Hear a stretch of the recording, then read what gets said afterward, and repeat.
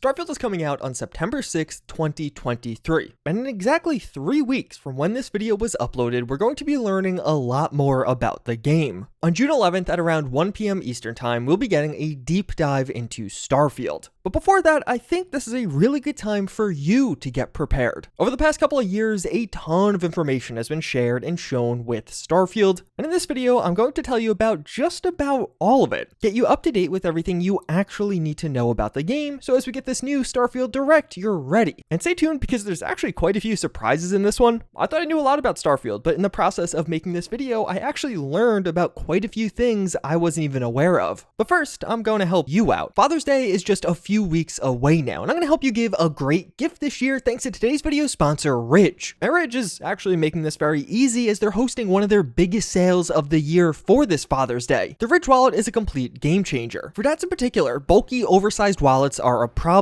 Both Ridge, things are much slimmer and compact while still having all of the room you need for 12 cards and cash, which is vital because of course your dad still carries cash. And if your dad's picky, there are tons of awesome colors to choose from, like this awesome new Damascus style. But for me, the real game changer was the Ridge key case. Jeep keys are just obnoxiously large, and the key case prevents key jiggling and allows my pockets to have at least some breathing room. And it gets even better because you can get up to 30% off your order if you buy a wallet and key case together. And just like that, you got your Father's Day gift sorted. But it still gets even better because if your dad doesn't love it, Ridge offers a 99-day refund policy. So get in on this big sale right now using my link at ridge.com/JuiceHead and save up to 40% through June 15th. That's ridge.com/JuiceHead. So the first question probably should be, what actually is Starfield? And the funny part is, the answer is kind of a mix of things. On one hand, Starfield is going to be an extremely ambitious single-player focused sci-fi RPG from Bethesda Game Studios. On a high level, Starfield has been described as the be-all, end-all science fiction game and a Han Solo simulator, which seems to imply that we're going to be adventuring around the galaxy trying to solve or find something and going on adventures along the way. And although Starfield can end up having some multiplayer features, and we'll talk more on that a bit later, at its core, this is designed as a single-player game, and in fact, this is going to be Bethesda Game Studios' first single-player release in 8 years. And thanks to those 8 years, this is definitely going to be a game with an upgrade. Starfield is confirmed to feature the biggest engine upgrade Bethesda Game Studios has ever done, although it seems like these are upgrades in a familiar direction. Even with some of the changes, this is still very much so going to be a Bethesda Game Studios game. It's described as having that same DNA as Fallout 4 and Skyrim. So to some degree, Starfield will still feel like a familiar Fallout or Elder Scrolls game where you could touch the world, loot people, and more. And this game getting a huge engine upgrade is not all that surprising. Despite Fallout 76 coming out in 2018, development on Starfield actually began in 2016, making it the longest dev cycle for a Bethesda Game Studios title ever, although it seems like they did take a bit of a break for Fallout 76. Although Starfield isn't going to be going super deep into crazy sci-fi, the overall art style for this game has been described as NASA punk, and in general, Starfield will feature a more grounded feeling sci-fi. Spaceflight is still a somewhat dangerous activity here, and we even know the developers looked at several real spaceships and even read real quantum mechanics papers when developing this game. Although at the core of all of this, Starfield is going to be a serious game with a serious mystery attached to it. With it being said, how Starfield is about hope, our humanity, and sharing answers for life's greatest mystery. As well as Todd Howard has confirmed that Starfield will get into science, religion, and big questions that will get you thinking. But on top of that, Starfield seems like it's very much so going to be a passion project for Todd Howard. This is going to be the studio's first new IP in over 25 years, but Todd Howard describes knowing he wanted to do an epic science fiction game since 2004, and you could even find old forum posts of him talking about wanting to make a game like this. And although you're not able to buy Starfield, at least as of right now when I'm recording this video, Starfield is very likely going to debut as a $70 title that's going to be available for PC and Xbox. This is not a game coming to PlayStation, but it will also be available day one on Game Pass, which I'm sure is how many of you watching right now are going to experience it. But first, let's dive into some of the lore and really what's known about this new universe we're going to be diving into with Starfield. The game's going to take place in 2330, so just over 300 years in the future from today, but in the process of developing Starfield, Bethesda created a timeline of what events occurred every 10 years between now and then. So there should be a fairly consistent hierarchy and history of events in the Starfield universe. Starfield's map's going to be about 50 light years in size, and the area covered by this is going to be known as the settled systems. As well as in a high level, it was described how Starfield has its own thing to justify what's occurring in the world. For example, in Fallout we had radiation, in Skyrim you have magic, and in Starfield there's going to be their own version of that. Constellation's going to be the main faction we're joining in Starfield. They are going to be the last group of space explorers, and it seems like this is going to be our cornerstone faction. Based off what has been described thus far, it almost seems similar to being a vault dweller. We will be able to join other factions, but it's our membership with Constellation that really kicks us off on our journey across the galaxy here. And while this game does take place in 2330, Constellation is quite a bit older than that, being formed in 2188, 142 years prior to the events of Starfield, and this faction overall is concerned with finding out about mysteries in the universe and collecting old Earth artifacts. A core component of Starfield will be our journey to uncover life's greatest mystery. This has been consistently stated throughout the marketing material and trailers. And at this point in time, we actually don't know what that is. We don't know the answer to life's greatest mystery, but we also don't even really know the question. What actually is life's greatest mystery? Some of the popular theorizing as it pertains to Starfield is perhaps this could be, where did human life originate from, or are there other forms of intelligent life in the galaxy? But it's definitely clear from the trailers thus far that we'll be quite active in trying to answer this question. There's going to be this artifact, an ancient looking device that seems to be at the center of this mystery and the answer to it. And one of the voiceovers from the trailers, it's described how we just found the key to unlocking everything. And this structure seems like it's going to be very important to the story overall. This structure is a part of the cover art for the game overall, likely to appear on the box of the game, as well as it's appeared in different ways in the trailers. We've seen it drawn out and posted on a bulletin board to actually being fully represented in its physical form. And I wouldn't be shocked if, as a part of all of this, we actually have a vision of this structure. You see, our discovery or unique experience seems to be what actually gets us into Constellation and kind of kicks off the main story of Starfield in the first place. You begin Starfield as a simple miner, and based off the gameplay trailer, while mining, we seemingly find something or perhaps have a vision of some sort. This will seemingly all be tied to the structure and greater mystery, but then once we have this experience, we meet up with Barrett from Constellation, and it seems like following that, we're going to fly over to planet Jemison, meet with the broader board of Constellation, and then end up joining the faction overall and launching our search into the galaxy. Todd Howard has described how Starfield has two step-out moments. Most of their games just have one, like that first moment when you exit the vault is a step-out moment. So in Starfield, it's a bit curious as to how there's going to be two of these. I imagine one of these moments is just getting that first open-world exploration experience when the game kind of unlocks and you could wander around freely. But perhaps early on, this is just going to allow you to explore one city at a time, probably New Atlantis, as it seems like we go there early. And I wouldn't be shocked if the second stepping out moment is once we actually get our spaceship. It seems like this is going to be something we're given by Constellation, and the spaceship itself is named Frontier. Although as a part of all of this with the mystery and these two step-out moments, we also have the anomaly. We've seen this cosmic effect also showcased in numerous trailers now, and not much is really known about what this means. But in the most recent trailer, there's some mention of another anomaly occurring, so perhaps this is a major story moment for us early on. I mean, after all, this anomaly effect has been present in both the first trailer and even the most recent one. It's definitely had some staying power. But then transitioning over to be a bit more specific, we have some of the major locations as well as factions present in Starfield. The two major powers in this galaxy are the United Colonies and the Freestar Collective. The United Colonies are almost that faction you expect in Starfield. They're a familiar powerhouse high-tech faction. At the time of Starfield, they are the most powerful faction around, but conversely, the Freestar Collective is a collective of 3 star systems, which makes sense given their name. And these people are actually going to be quite a bit different compared to the United Colonies. The Freestar Collective will be more of a frontiersman with a far more rugged lifestyle, and they view personal freedom as paramount. About 20 years before the events of Starfield in 2310, these two factions were at war with the Colony Wars. But now they're at peace, although it is described as an uneasy peace. It seems like both of these factions are going to be joinable. It seems like these are going to really be the two big factions in the game, and I wouldn't be shocked if as you explore their questlines, you find that they absolutely hate each other. New Atlantis will be the largest city in Starfield, and in fact, this is the largest city Bethesda Game Studios has ever made, as well as this city will be controlled by the United Colonies, and it's going to be on the planet Jemison. In addition, this happens to be the home of Constellation. It's where our ship was actually flying, or where it was directed to be flying in the teaser trailer, and it seems like planet Jemison and New Atlantis are going to be a place we go to very early on in the game. I wouldn't be shocked again if this is that first step out moment where you get full access to the city. Not much is really known about New Atlantis beyond that, although it definitely seems like it's going to be a mixing pot. Residents of New Atlantis are coming from every race, creed, and ethnicity. Conversely, Aquila City is going to be the capital of the the Freestar Collective, and this city seems like it might be a little bit less safe. Outside of the visuals of the city, not much is really known about it, except that outside the walls of Aquila City is this dangerous area infested with the Ashta. It seems like the Ashta are going to look like this, and they're described as a cross between a wolf and a velociraptor. And by the point of Starfield, both Aquila City and New Atlantis are going to be fairly old, having been founded around 150 years before the events of the game. Neon is that cyberpunk-like city we've seen, and this is going to be a pleasure city, almost described as a space version of Las Vegas. Neon is going to be controlled by Ryujin Industries, where they're going to sell the chem Aurora. There's a self-enjoyment chem that's going to be made from the fish caught around Neon. But most importantly, Aurora is also only legal to use in Neon. So Aurora became a major tourist attraction for Neon. And also as a side note, it's pretty interesting in that this is actually going to be a corporation-controlled city, as opposed to a government body, which seems to be how it works for all of the other major cities. As well as we do know that there's going to be at least one quest where we're working in an illicit chem lab, this likely being tied to creating some illicit Aurora. The fourth and final major city in Starfield is Cydonia, and this is actually going to be on Mars. We've had a few overview shots of the city, making it look almost like it's partially underground. I know though, as far as I can tell, we don't actually know how old Cydonia is. It is described as being one of the oldest star bases out there, being one of the first star bases ever established. But Cydonia also gives us a pretty interesting perspective with Starfield. We have the shots of the city itself, but we also have a separate shot of the Opportunity rover on Mars. This is the real-world Mars rover, which landed on Mars, and that would imply that both of these shots are taken on the same planet. So you can start to see how large some of these planets are going to be. You have this large engulfing city, one of the 4 major cities in the entire game, but then separately, if you just walk somewhere else, you'll be able to have what looks like an almost desolate planet around you. And further, we know that this solar system, where Mars is, and our own solar system around Earth, is going to be known as the Old Neighborhood in Starfield. And it's been described in interviews how early on in the game we'll be returning here and be faced with what happened to Earth. It's not entirely clear what's going on with Earth, but based off this wording, as well as the fact that we're going to be hunting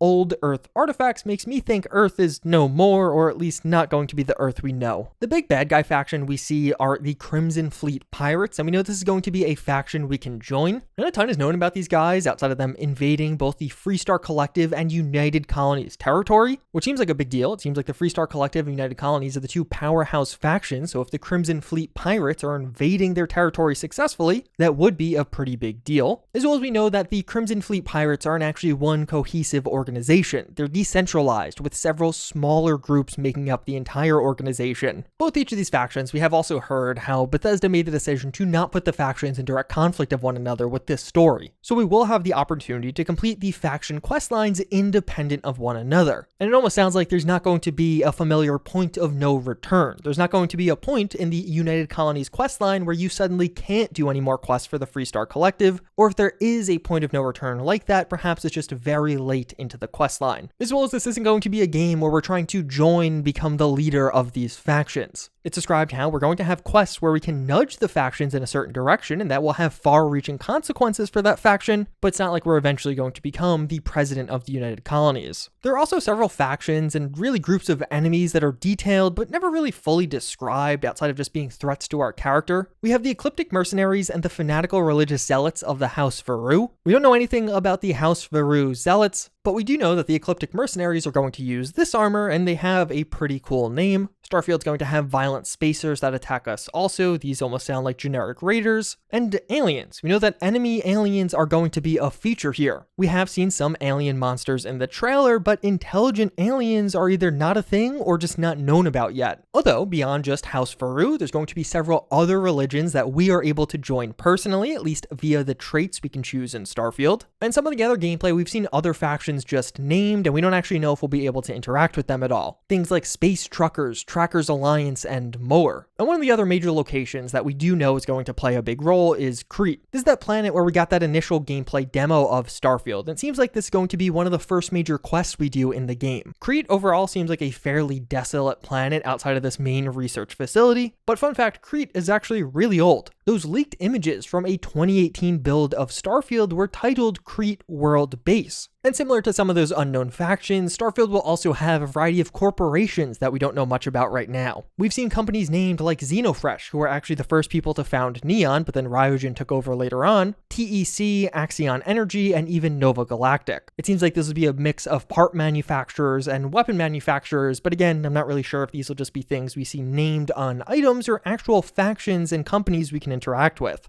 But then transitioning over, let's talk about some of the major features coming with Starfield. Your menu item, and really what seems to be the Pip-Boy equivalent in this game, is going to be known as the Chronomark Life Pack Interlink. This is that watch you could see in the case during the teaser trailer, and we even use it to gain entry to Constellation during the gameplay trailer. It seems like this is not only going to be a cornerstone of our character in-game, but we could also see a physical version of the watch. Although it's not confirmed, it seems like this watch and the case associated with it will be a part of one of the special editions for Starfield. This seems to be the justification for our HUD in-game, and the HUD with Starfield also got overhauled. It is fairly straightforward, like this outer part is just going to be a familiar compass. The shaded part pertains to the time of day, which is pretty interesting. If time of day is reflected so heavily on screen in that it's going to constantly be on your HUD, it seems like time of day could perhaps have some notable gameplay implications, like at nighttime do some planets get really cold and require different types of protection. And what I've probably seen the most confusion about is this O2 to CO2 meter. This is actually just going to be your stamina bar despite the naming. It's going to be used while you're sprinting and likely used while you're jumping. It doesn't actually seem like there's any mechanic around having oxygen tanks on your character, and instead, again, it's just a familiar stamina bar. Although in a lot of the Starfield gameplay, we could see our character wearing a jetpack, and the jetpack is actually going to be disconnected from stamina and have its own separate bar that pops up as you use it. The jetpack seems pretty interesting here. You of course are able to fly around with this, but we've also seen some almost dodge-like mechanics where you can quickly burst in one direction or another using your jetpack. But one of the aspects of Starfield that I think is going to get fans the most excited is Starfield is described as more of a hardcore RPG compared to past Bethesda Game Studios titles. The character creator got a huge upgrade with this game. You could change a ton of additional things like your body shape, walk type, and there's face customization options among a lot more. But beyond just how you look, there's also going to be a variety of backgrounds you can choose for your character. It seems like you're just doing this as you start out, and there are options such as a chef, a cyberneticist, or even a pilgrim. And in real terms, this will allow you to start the game with 3 skills already unlocked, or at least the first levels of those skills already unlocked. But we've also heard that what background you pick will actually have an impact on your story and interactions. It's not really clear how wide-reaching this will be, but from the gameplay we could see at least one character referencing our diplomat background, and how us having a way with words is going to be a good thing. So perhaps certain backgrounds will unlock unique interactions and possibly even additional ways to complete certain quests or get through certain encounters. As well as in Starfield, there's going to be a new persuasion mechanic. You're now going to have multiple attempts at persuading somebody to do something for you, but depending on what you say, you will use more of your persuasion points each time. And it seems like the idea behind this new persuasion mechanic is, instead of how it worked in past games where it's just, is your charisma stat high enough, yes or no, this persuasion mechanic has a bit more wiggle room in it, and you can actually try different techniques or different variants of approach to try and convince that other person to do whatever it is you want them to do. But Starfield's also going to be the first Bethesda Game Studios game with traits. Traits are optional, and you can pick up to 3 at once. Each trait you pick are going to add both positives and negatives to your character, so it's going to be a bit of a trade-off. And some of these sound very fun and unique features that will definitely mix up playthroughs, such as being able to have parents in Starfield, but if you do have parents, you'll have to send home 10% of your earnings. Or you could even use traits to become a part of a certain religion in the game. Although, if the negative aspect of the traits get to be a bit too much for you, there's actually going to be a way to remove traits. It seems like this will be done via a quest. And as of right now, it's not entirely clear what this means. It's not clear if you're removing the trait in its entirety or just removing the negative aspect of that trait. Instead of special, Starfield's going to have PSCT for physical, social, combat, science, and tech categories for your skills. In Starfield, you can unlock skills after leveling up, and each skill will have multiple ranks to it, or at least most of them will. You can also complete the challenge associated with a skill to unlock a further level up without using a skill point, or at least that's how the skill system is assumed to work right now. We didn't exactly get get a full explanation on it, but just really nice balance of being able to actually unlock skills manually with level ups, but also increase those skills naturally by playing and actually using the ability. And lastly, Starfield will have research associated with crafting. Research projects will cost resources and unlock things like chems, outpost items, weapon upgrades, and more. So yes, on one hand, weapon customization and attachments is returning for this game. It almost seems like this new research mechanic is going to replace some of the typical perks that you would be required to get to craft things. Now, instead of having to have a certain perk, you just need to have the research. But there are also research options for things like food and drink, which makes me wonder if some survival mechanics found their way into Starfield, or if these will just be items used to buff up your character. As well as enemies in Starfield are going to utilize a level system like past games. Boss tier enemies seem to be a few levels above their regular counterparts. But of course, one of the biggest upcoming features in Starfield is spaceships and space flight. As in Starfield, you're able to build or buy your own spaceship and fly it around. Although, you will not be able to land ships directly on the planet. It seems like there's going to be this cutscene as you transition from the planet back into space, so it'll kind of deposit you back onto the planet or deposit you back into space. So if you're hoping for that seamless No Man's Sky transition, that's not really going to be a thing here. But what is a thing is some very in-depth shipbuilding. With this system, you're going to have different levels to parts, and you can modify almost every aspect of your ship, even some of the interior aspects of some of the parts. It has been described that you can either build this up yourself using resources or just buy more parts for money, although spaceships are also described as being very expensive in Starfield. There are options for what types of weapon systems you want to add, how much cargo your ship can hold, your crew capacity, because yes, you can get a crew on your spaceship, although not much is known about what they'll actually do, and even how far your ship is able to jump. Some of the different ship upgrades and parts are going to require certain skills to unlock, and I wouldn't be shocked if research is attached to this somewhat also,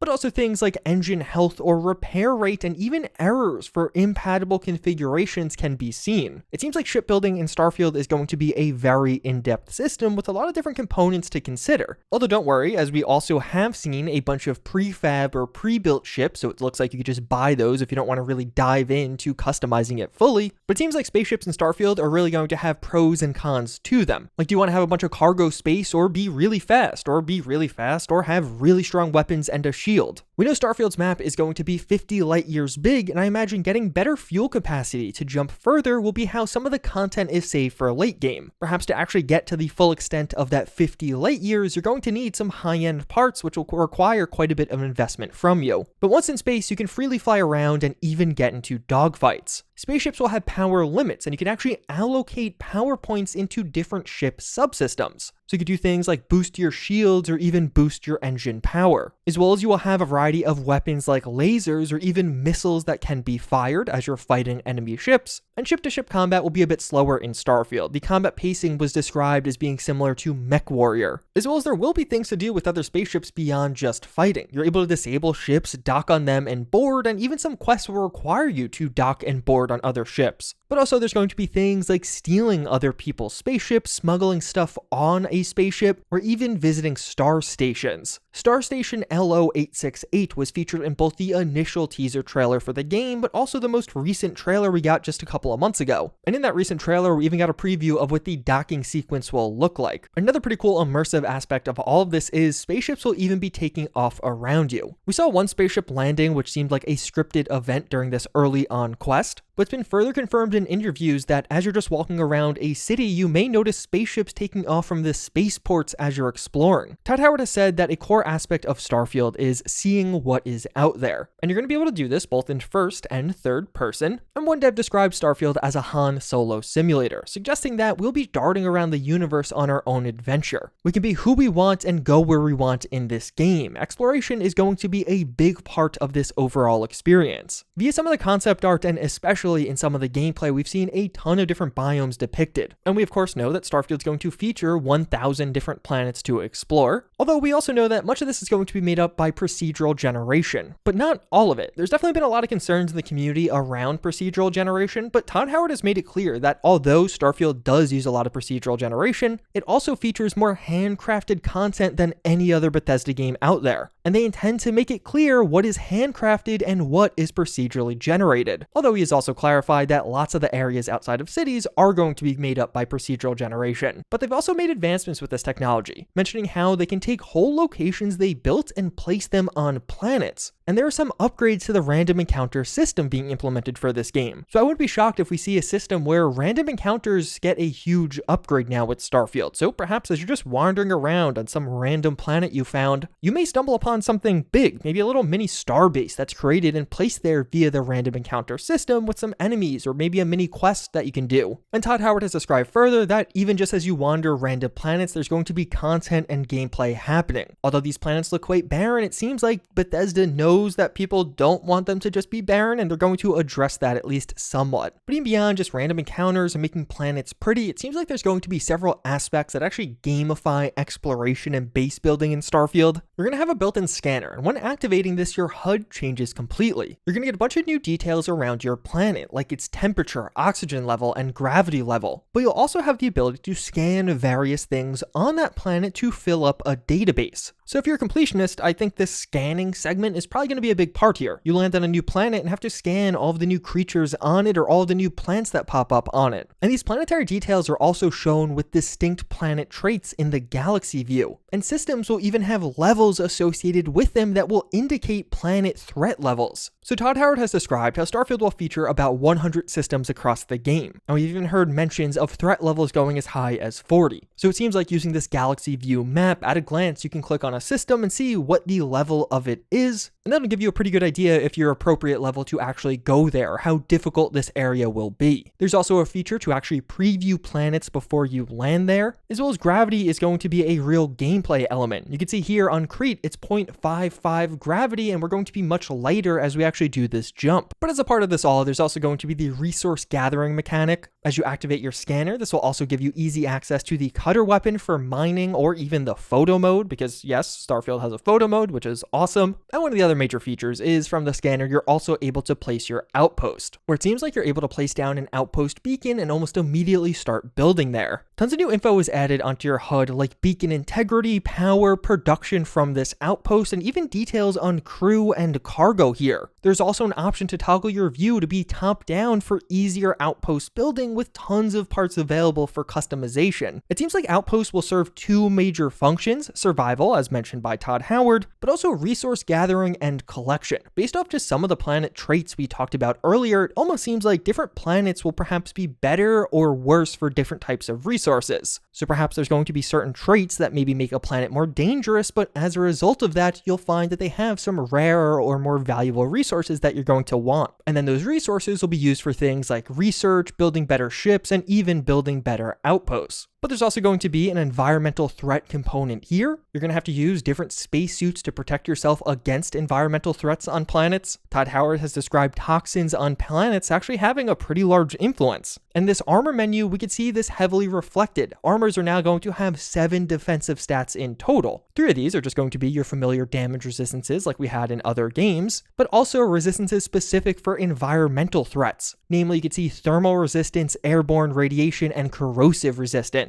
But the story, of course, is also going to be a huge part of Starfield. It's been described how Starfield's main story is a guided path to some of the other features like shipbuilding and outposts. So the main story will introduce you into those features, but not force you onto them. And you can focus on the story instead of just diving into something like shipbuilding if you want to. It has been described how Starfield doesn't drag you by the nose and say you must do X, Y, or Z. So it seems like those shipbuilding and outpost building features are going to largely be optional here. But also how some players will just settle on a certain planet due to the view, not really having to deal with the resource generation aspect at all. But the story here is also just going to be massive. We know that the main quest in Starfield will be about 20% longer than past games, for about a 30 to 40 hour main story alone, as well as the game features a silent protagonist with 250,000 lines of dialogue. If there's one thing that should get you hyped for Starfield, it's this. This 250,000 lines of dialogue number is simply insane. To put that into context, that's more dialogue than Fallout 4 and Skyrim combined. And really a lot more than that. It's not like we're talking about a game that has twice as much dialogue as the past one. Starfield's going to have about 4 times as much dialogue as Skyrim. And Anand Zur, the composer on Starfield, has described the game as twice as big as the biggest games Bethesda has ever done. So to me, Starfield almost seems like it's going to be 2 games together. That familiar Bethesda Game Studios RPG experience with the story, dialogue, and now traits and role-playing options. But at the same time, for the people that are interested, you're going to have the base and ship shipbuilding mechanics if you want to go that route and really devote yourself to exploration and building. Although on the topic of the main quest, all we really know about the main quest as of right now is that it's going to give you a tour of the settled systems, the main playable area in Starfield. We're going to be trying to solve this big mystery and working with Constellation, but outside of that, we really don't know anything. Starfield is going to feature companions and even romance with those companions. The only companion we actually know about right now is this robot named Vasco, named after Vasco da Gama, but there's going to be other companions as well. We don't have a total number, but what we do know is that of the overall pool of companions, 4 of them are going to have more complex relationships. And at least one aspect of those relationships are seemingly romance scenes, as it seems like Starfield's going to have those familiar cut to black romance scenes like how they worked in Fallout 4, but even further, companions are going to have a bit more complexity in Starfield. It was described how you can achieve a certain status with that companion, like if you're romancing them and you both love each other, but if you do something they really don't like, the companions can temporarily get angry with you and seemingly stop interacting with you, or at least have some kind of block in your interactions with them to some degree. And like past games, companions will have their own set of opinions over what decisions you make during the main Constellation questline. But they're taking a step further now, as you're also going to be able to have your companions speak for you. So let's say you hit a roadblock or a guard that doesn't want to let you in, you can actually have your companion go up and talk to them, handle the situation for you, although there may be consequences from that decision, whether that be good or bad. Todd Howard has confirmed that Starfield is planned to have mod support, although he also said this for Fallout 76, and that game never got mod support, but I think it's a bit more likely to be happening with Starfield. And even in more recent interviews, Todd Howard has described how modding Starfield is going to be a dream for modders. With all these features in mind, you can start to see how Starfield is going to be a pretty massive game. Todd Howard described Starfield as hundreds of hours of gameplay big, as well as it's going to sound good too, because the soundtrack for this game is being made by Anand Zur. Climbable ladders will be a feature of Starfield, and we can see this in action in the trailer from afar. Ladders in a Bethesda game is huge, but they're also not real. As Todd Howard has described how they use these sparingly and it's really just an animation. You click E on the ladder and start climbing. But another really nice feature is visible holstered weapons are returning. So now you're able to see your own equipped weapons on your back as they're holstered, but this will also apply to enemies, so you can see what weapons they're carrying. As well via the gameplay, for like one frame, we can see that pickpocketing will be a feature in Starfield, and there's going to be this lock-picking puzzle. So you have to fill these various rings with the different pieces, although there's some options for forcing this or bypassing it if you want to. And although we have only seen Vasco, it has been confirmed that Starfield is going to feature a variety of robots, although Todd Howard has actually made it pretty clear that these are going to largely be utilitarian. The robots will serve a utility. They'll probably be helping us lift stuff and not necessarily be hugely advanced high-tech AI. One of the other big talking points around Starfield is this massive engine overhaul. There's going to be the biggest engine upgrade Bethesda Game Studios has ever done between games, beating out the jump between Morrowind and Oblivion. And it seems like the timing really enabled this. Todd Howard has described how the timing of hardware releases allowed them to set their bar really high here. Some of the upgrades are fairly obvious. You have things like ship flying, functional vehicles are now in Creation Engine, which is huge, and some previous leaks have even suggested that flying vehicles were one of the first things they started working on with Starfield. But beyond that, we have heard about upgrades to tons of systems. The animation system was overhauled, procedural generation systems improved, and even photogrammetry, the scanning of real-world objects to put them in game. All of that's coming along with a ton more, like rendering and the guts of the engine itself being described as getting a huge upgrade. And we do know more concretely that Starfield's engine work had more people working on it by a factor of 5 times as many engine developers compared to previously. But we also know this is going to be one aspect of development that ended up taking longer than Todd Howard had hoped. It seems like they definitely had at least one hiccup during this process, and upgrading the engine took them quite a bit longer, and perhaps is one of the reasons this game is taking so long. Although beyond this, what ways the engine will actually feel overhauled isn't entirely clear. Many fans have assumed AI upgrades, and even from some past LinkedIn posts, we could see that things like ray tracing will be a feature of Starfield, but the full scale of what exactly this overhaul entails isn't really known yet. Although Todd Howard has given some high-level commentary on this, describing how Starfield will feel next-gen in terms of both gameplay and systems, with lots of new systems they've been thinking about doing for a while now. In a more recent interview, Todd Howard has described how world world simulations would be taken a bit further with Starfield. Those NPCs doing their own things without our intervention will be more advanced here. And in my opinion, I think one of the things we could see is greater world reactivity. NPCs reacting more to what we say or do than ever before, and really just having more of their own identities that interact with ours. In some past videos, Bethesda has described concepting things like what NPCs eat, what toys kids play with, and even what bedtime stories are being told. Definitely seems like this game might have a bit more depth to those NPCs and their interactions with us. Although one other aspect to get pretty excited for with all of this are potential mod capabilities. With this transition to Creation Engine 2, it seems very likely we'll see an update to the Creation Kit as well, which is the tool that modders will use to actually make mods. Although, there are also a variety of speculative features or even leaks around Starfield that aren't necessarily concrete facts, but I definitely want to highlight and talk about with this video, especially if some of these end up being right and I could say, hey, told you so. One of the first things that I think is worth highlighting is Starfield has had several real leaks at this point, the most notable being around all of these leaked images. Basically, all of these leaked images popped up on Google one day in error. An employee was applying for a job and used these images as examples of past work. One fan simply Googled Starfield and literally a bunch of images of Starfield popped up on Google Images. That's how all of these leaked. There was no malicious aspect to this and nobody was deliberately leaking anything. Although one of the things I could definitely see happening with Starfield is multiplayer. Although it has been consistently reiterated that Starfield is going to be a single player focused game, we also saw multiplayer get added to this engine with Fallout 76. And we heard in November 2021 that social elements haven't been ruled out, so though the game is very clearly described as a single player focus, and I wouldn't have any concerns about being always online or anything like that, I know at least for me, whether it be a multiplayer feature or even a multiplayer DLC, like being able to have a co-op with just a couple of friends would be really cool. I would definitely welcome that. And it's one of those things that is definitely not confirmed, and I would say it's not even necessarily likely, but at the same time, I wouldn't be shocked if they add this. After all, let's not forget, the whole reason we got Fallout 76 is Todd Howard had an idea of adding multiplayer to Fallout 4. In my opinion, I think Starfield may have a paid mod-like system as well. We've heard quotes about how the game is designed to be played for a long time, as well as in-game purchases are confirmed via the ESRB rating for Starfield. Looking into this, I found in-game purchases could refer either to those familiar microtransactions like what you have in Fallout 76, but also simpler things like being able just to buy the deluxe edition upgrade in-game or even purchase a pre-order bonus once you already own the game. So paid mods are definitely not confirmed, but I think it's plausible and I think it actually makes a lot of sense for Bethesda. We've had a ton of rumors of paid mods returning to Skyrim as of late, and it wouldn't be crazy to suggest that it's coming to Skyrim as a first test for this later to be added to Starfield and get a more proper rollout with Starfield. Although to be clear, as of right now, paid mods for both Skyrim and Starfield are just rumors and definitely not confirmed. And one final perception I've had with Starfield is, for me, it really feels like this is going to be the kicking off point for a new phase with Bethesda Game Studios. Since development of Starfield has begun, they've grown from 1 to 4 studios while also quintupling in size from 100 to now 500 developers. They were also bought out by Microsoft, they underwent their biggest engine upgrade ever to Creation Engine 2, and just the fact that Starfield is the first new IP in over 25 years with a super long dev time. To me, it definitely feels like Starfield will be the first release of this new type of Bethesda Game Studios that we just haven't properly seen yet. Starfield will really be their debut. Although with that in mind, I think that's just about everything you need to know about Starfield right now. But of course, as of right now, you're really just stuck waiting for this game. So in the meantime, check out this video where I talk about some of the crazy AI overhauls that are coming to Fallout 4 and Skyrim, but also how this may very quickly be coming to an end.